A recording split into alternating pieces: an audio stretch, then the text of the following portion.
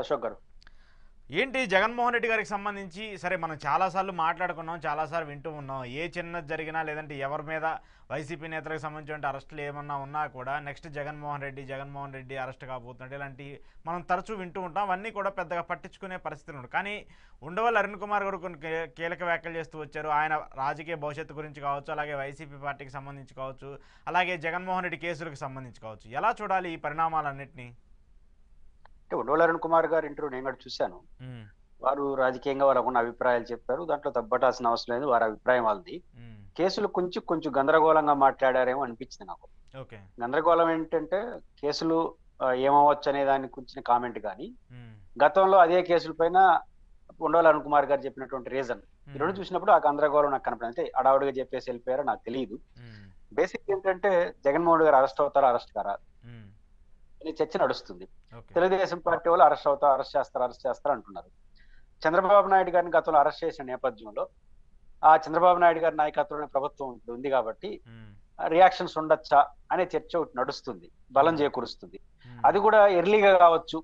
ఎందుకంటే చంద్రబాబు నాయుడు గారిని ఎలక్షన్ 6 నెలల ముందు అరెస్ట్ చేశారు. అవును. అది కొంత నెగిటివ్ అయింది కదా, కాబట్టి ఏదో ఎలక్షన్ 2 నెలల ముందుగానే ఆ పని పూర్తి అయిపోతే బాగుంటుంది అనుకుంటున్నారనే చర్చ కూడా ఒకటి నడుస్తా ఉంది. అవును. ఏది జరిగినా 2 అంశాలు. ఒకటి, జగన్మోహన్ రెడ్డి గారు గతంలో ఉన్న కేసులు, సిబిఐ కేసులు, ఉమ్, కొత్తగా పెట్టే అవకాశం ఉన్నట్టు కేసులు. ఉమ్, ఈ రెండు వేరువేరుగా చూడాలి.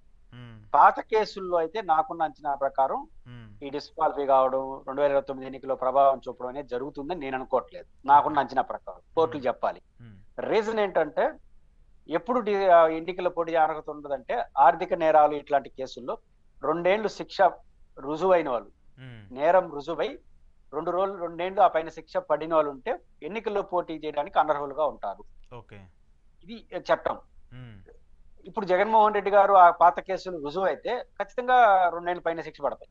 ఉమ్, దాంట్లో ఏం సందేహం లేదు. ఉమ్, పాయింట్ ఏంటంటే అసలు ఆ కేసు ఏమవుతుంది అనేది కదా తేలాలి. కేసు తేలకుండా శిక్ష పడితే అని ఊహాజనాలకు బాగుంది. ఉమ్, ఇప్పుడు మీరు స్టార్టింగ్ రిమార్క్స్ లో ప్రస్తావించినట్టు ప్రజెంట్ పాత కేసులు డిశ్చార్జ్ పిటిషన్ దశలో ఉన్నాయి ఉమ్, సిబిఐ కోర్టులో. ఉమ్, ఉమ్, డిశ్చార్జ్ పిటిషన్ మీన్స్ ఈ కేసులు నా పైన నేరం మోపబడడానికి అర్హత లేదు ఉమ్, కాబట్టి డిశ్చార్జ్ చేయండి అని.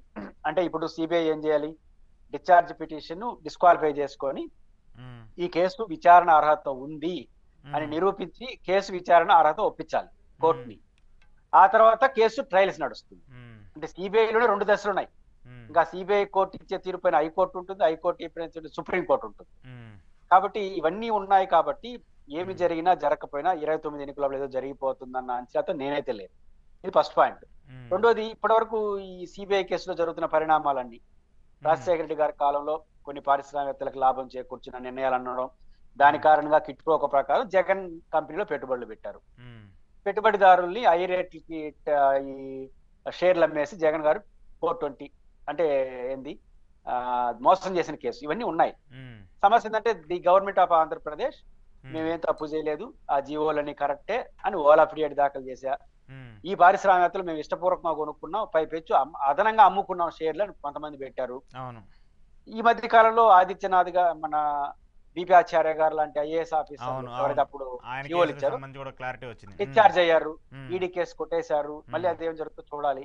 అంటే ఉమ్, ఈ పరిణామాలను చూసినప్పుడు ఐఏఎస్ ఆఫీసర్లకి రిలీఫ్ వచ్చి ప్రభుత్వాన్ని తప్పులు లేదని చెప్పి ఉమ్, ఆ పారిశ్రామికవేత్తలు మేము ఇష్టపూర్వకంగా ఉన్నామని చెప్పిన తర్వాత మధ్యలో జగన్ ఎట్ట దొరుకుతాడు ఆ కేసులో ఉమ్, అనేది నాకున్న అనుమానం. కోర్టు ఏం ఓకే. చెప్తుందో చూడాలి. ఉమ్, కాబట్టి డిశ్చార్జ్ క్లియర్ కావాలి, ఉమ్, హైకోర్టు క్లియర్ కావాలి, సుప్రీంకోర్టు క్లియర్, ఇన్ని ఉన్నాయి. కాబట్టి నాకు ఇది ఊహాజనతో 29 లోపల ఏదో అయిపోతారు సిబిఐ. But okay. కొత్త కేసులు, అదే కొత్తగా అదే. కేసులు పెట్టదలుచుకుంటే ఉమ్, ఉమ్, ఉమ్, అది పెద్ద సమస్య కాదు.